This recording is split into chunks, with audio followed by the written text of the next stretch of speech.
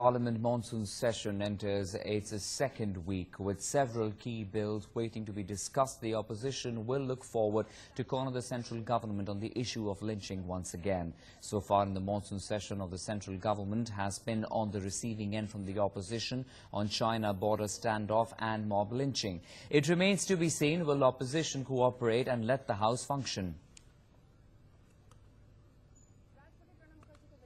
We've already seen that how the first week of the monsoon session last time was busy in presidential elections and also on debates of mob lynching, cow protection, as well as issue of India and China and the standoff that continues with the border with Bhutan. And now it seems that this is going to be yet another week of a complete washout as the opposition is all set to corner the government on several of these issues.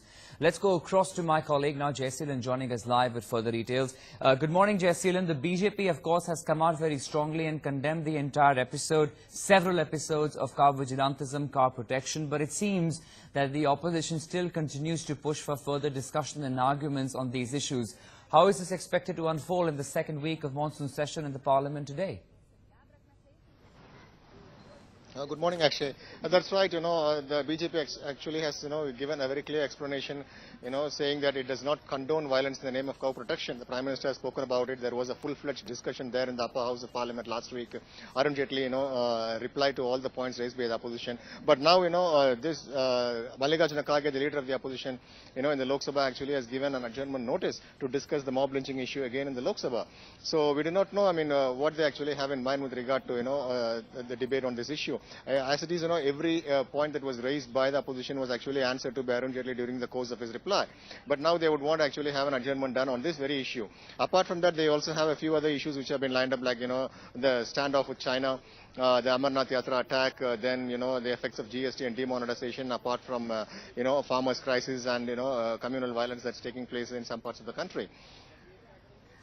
Jaiseelan, tell us, amidst all the discussions that the opposition wants, we understand that, of course, vigilantism is one, China-India dispute is two, demonetization is three, GST is four. There are several of these issues that they continue to push for. Amidst all of this, Jaiseelan, tell us about the important acts, the bills that need to see the passage and the clearances from both houses of the parliament, all the business that continues to remain pending.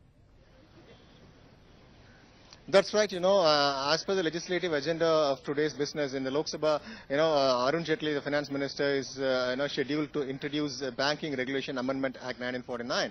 And Nitin Gadkari actually is, all set to introduce another bill, in connection with the Central Road Funds Act.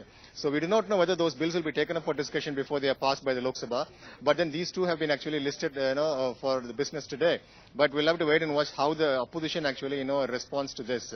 If they decide to actually press ahead, for a discussion on mob lynching, and if the government does not act, that is bound to, of course, lead to a kind of a ruckus.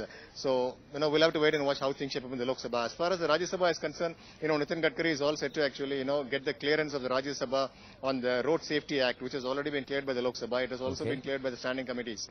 So we'll have to wait and watch how things shape up. The Rajya Sabha, the opposition, in fact, is yet to draw its strategy as far as Rajya Sabha is concerned. We will get to know what they plan to do in the next, half an hour or so. All right. Request you to stay with us, Jaiseelan. There are more stories we are tracking this morning. Need your inputs on those as well, where the government giving a push to one India, one election.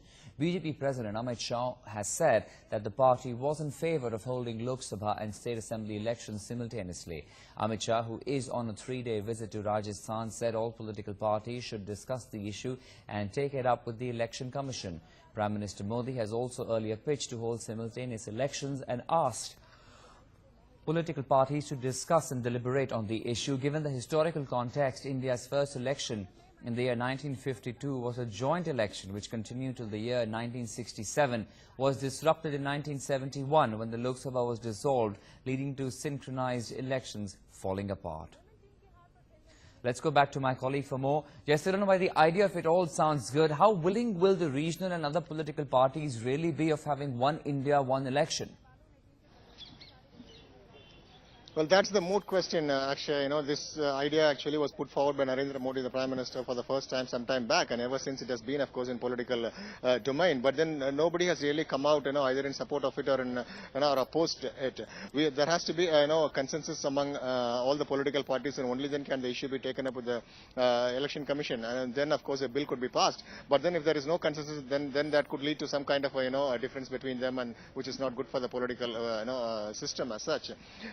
Some of the issues that are being raised by the legal experts is that, if at all a government, of course, were to fall midway, through its term, what will happen next? Will there be another election, or will President's rule continue till the end of the term? Or in case, the government were to collapse because of an internal crisis within the ruling party, either in the state assemblies or here at the center, what will happen next? So, these are all things which have to be actually discussed, in detail in both houses of parliament before, a law could be enacted on that. One, suggestion that was put forward by legal luminaries is that, we could follow the German model, where, a no confidence motion is always accompanied by a confidence vote. In case a no confidence motion is carried and the confidence vote is not actually, carried by the concerned house, naturally, the government will stay. The government will not fall. That is what is being practiced in German lower house of parliament, Bundestag. So that is one thing which was put forward, but all these issues need to be discussed by the political parties in both houses of parliament before a law could be enacted. But tell us how, Jaiseelan, it is the opposition parties, the regional parties that will have the most to really worry about, concern about, because their fear is that when the entire nation perhaps has a particular tilting towards a political party or so-called the Modi wave as we are in amidst at the moment, this is something that will also reflect in terms of wave as we are in amidst at the moment. This is something that will also reflect in terms of regional parties, reflect in state assemblies as well. Because of the mood of the nation, we're going to see how other states are also going to get swept in. Because if we have one India, one election, that's one of the main concerns that regional parties really have, isn't it?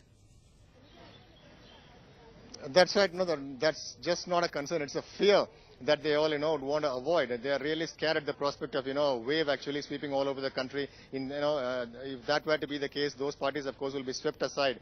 They would, of course, become, irrelevant in the political system. And therefore, they would definitely want to avoid such a situation. And therefore, they, the regional parties and, parties which fear that a wave, of course, will, completely overpower them to, find some excuse, of course, to, somehow keep this issue on the back burner. But we need to wait and watch how the government takes it forward. Will there be, a discussion there in Parliament? Will it happen in this session or will it happen in the next session? Will it, of course, become a law before, the next general election in 2019? These are all things which we will have to wait and watch. All right. We'll leave it at that for a moment, Jaiseelan. Thanks very much for joining us with those inputs.